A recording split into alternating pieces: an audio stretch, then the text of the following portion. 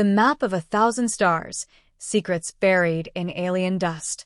The night sky was endless. It shimmered with 1,000 silent suns, scattered like ancient jewels over the black velvet of infinity. Somewhere out there, far beyond the eyes of humankind, something waited. Something buried in alien dust. Elara Voss had spent her entire life looking upward. As a child, she would sleep under the dome of her father's observatory on the edge of the Martian colony. Now, years later, she stood in the same place, an explorer, a scientist, and perhaps the last dreamer left in the fading age of exploration. The colony on Mars had become silent lately. People had stopped caring about the stars. They only cared about survival, oxygen, food, and power. But Elara cared about something else. The map of 1,000 stars, a legend whispered among early space voyagers.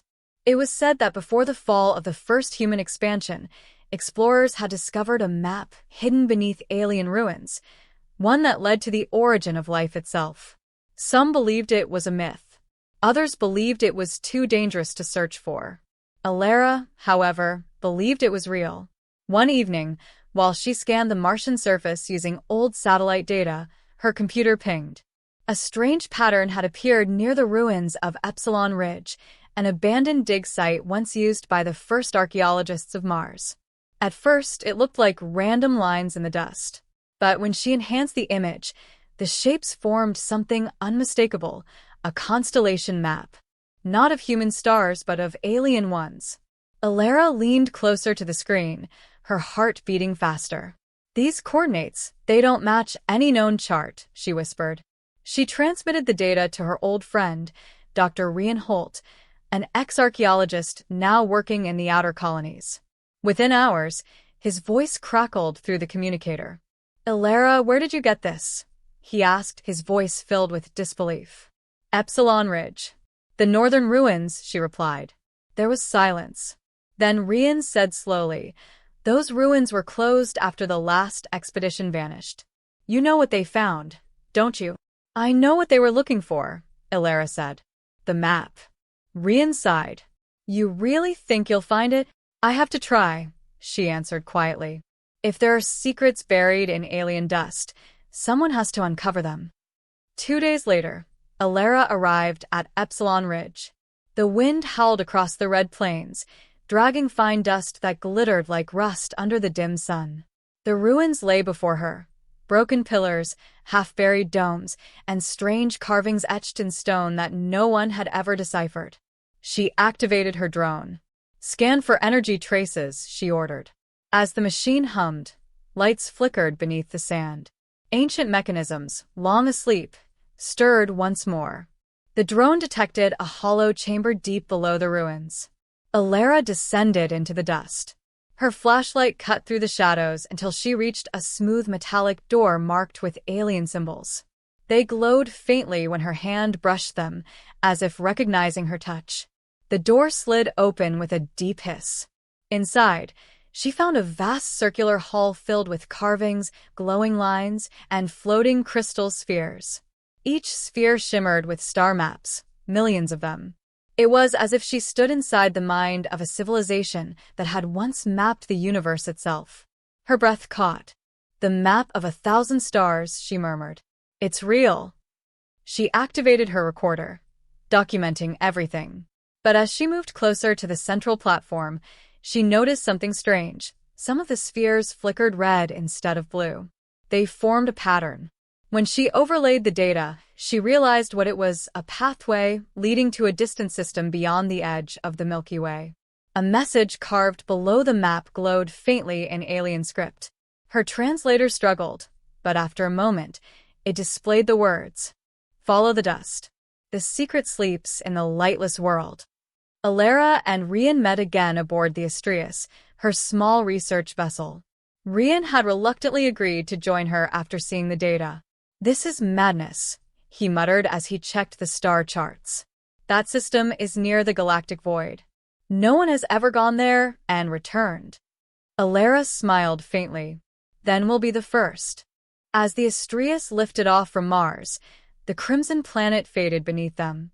For days they drifted through the silence of deep space. They crossed nebulae glowing like living clouds, past dead stars, and entered the dark outskirts of the galaxy. Finally, the ship's sensors detected a planet surrounded by rings of shimmering dust, each particle faintly magnetic, almost alive. The world had no name. It wasn't on any record. Its surface was gray and cracked, covered in endless dunes of silver ash. When they landed, the planet felt hauntingly quiet. The air was thin and dry. Every step they took sent ripples through the dust, as if it remembered. Rian pointed toward a distant ridge. Those structures, they look artificial. They climbed the ridge and discovered colossal statues half buried in the dust. Alien faces, long forgotten, stared into the void. Between them lay an entrance leading underground. Inside, the air shimmered with faint light. The walls were carved with scenes, creatures of light traveling between stars, carrying what looked like seeds or fragments of life itself. Elara touched the carvings gently. They weren't just explorers, she said softly. They were gardeners of the cosmos. Rian frowned. But what happened to them? In the center of the chamber stood a pedestal with a single crystalline cube. When Elara approached, it activated. A projection appeared, a vast holographic map of stars connected by glowing threads. It pulsed like a heartbeat. A voice echoed, not human, not entirely mechanical. You have followed the dust. You seek what was lost. Elara froze. Who are you?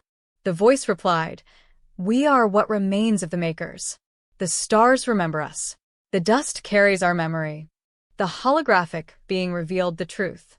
Eons ago, a race known as the Makers had mapped every living star system.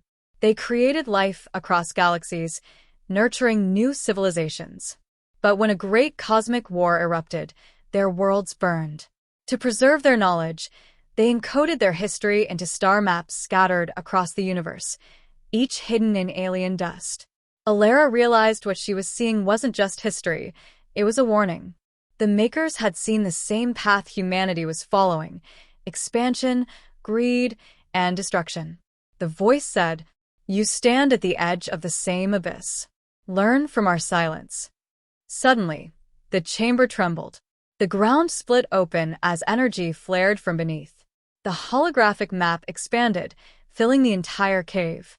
It connected stars like veins of light, showing not only where the Makers had been, but where their creations still existed.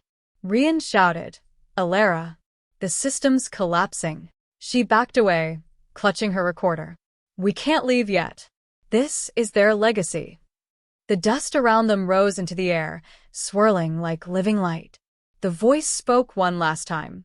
The map is not a destination. It is a memory. Guard it well. She looked at the recorder. It still held the holographic projection, the map of 1,000 stars. The dust had spoken. The stars had remembered. And in the quiet void between galaxies, the secrets buried in alien dust waited to be found again by those brave enough to follow the map.